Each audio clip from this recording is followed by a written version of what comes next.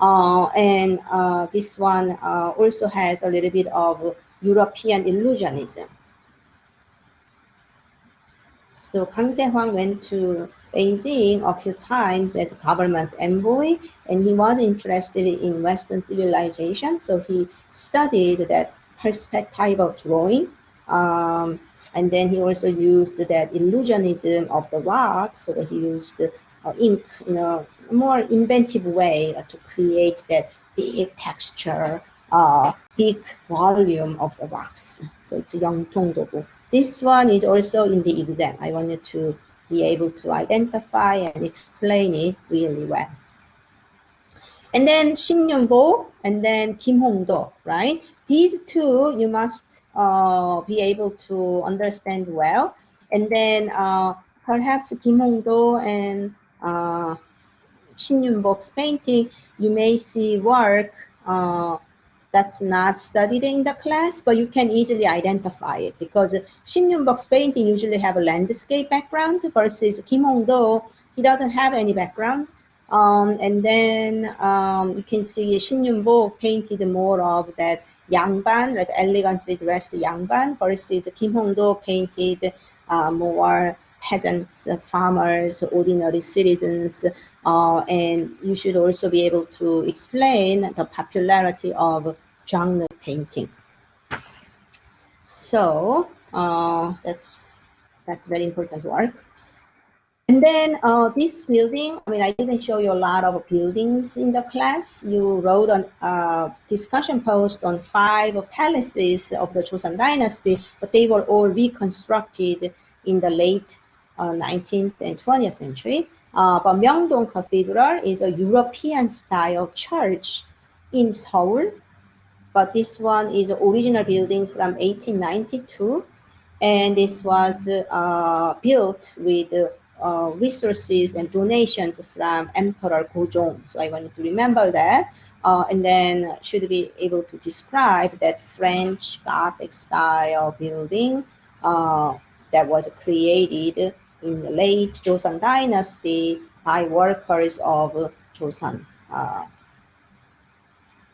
So designers for the the building design was provided by Paris Foreign Mission Society, Catholic priests, but the actual laying bricks and putting the foundation and construction itself was carried by the Korean workers. So I wanted to remember that. And then Lee Jung-seop.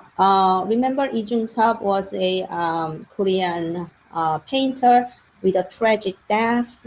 And if you can ever read Korean, he put his signature like this. It says Jung. Okay, this is a Korean alphabet of Jung, and then this is a Seop.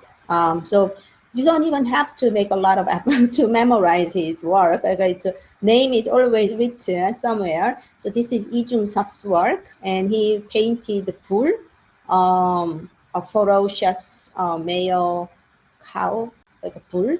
And it's very expressive brush strokes, and this is related to Fauvism of this time, and it's expressive in rendering of the gosh feelings of this bull. Like he's full of that fighting spirit.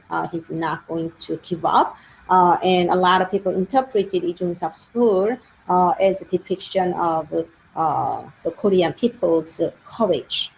That's how they went through the colonized period. And then, so that is definitely in the exam as well.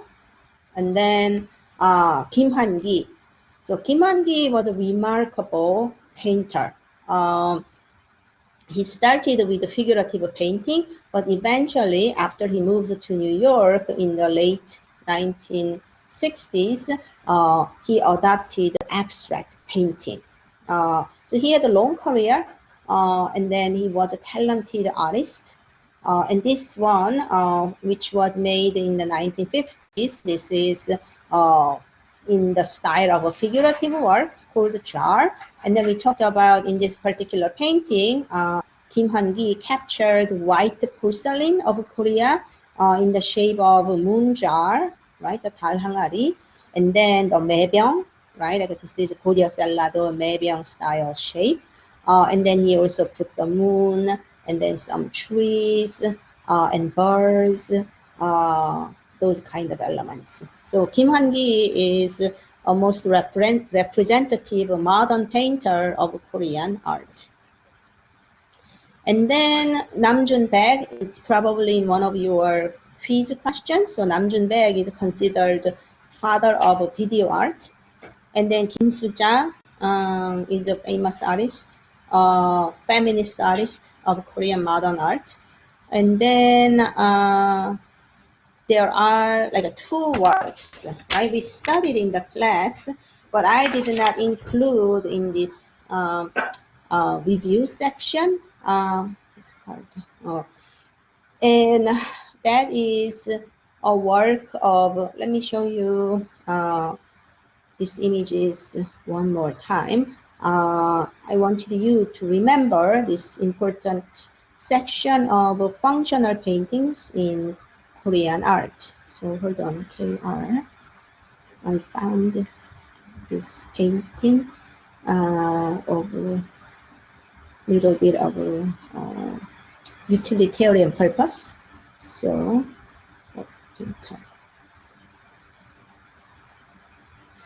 so the painting that you should bear in mind is this one. Do you remember 1월 오봉도 in Gyeongbokgung Palace? So I usually showed you that ink and brush painting tradition, or like a light watercolor painting in Shinyeonbok and Kimongdo. But I hope you remember that the palaces or government offices or even the shamanist rituals for other purposes, they needed this type of brightly colored painting. And this one is 1월 오봉도, meaning this is sun and moon and 5 peaks painting.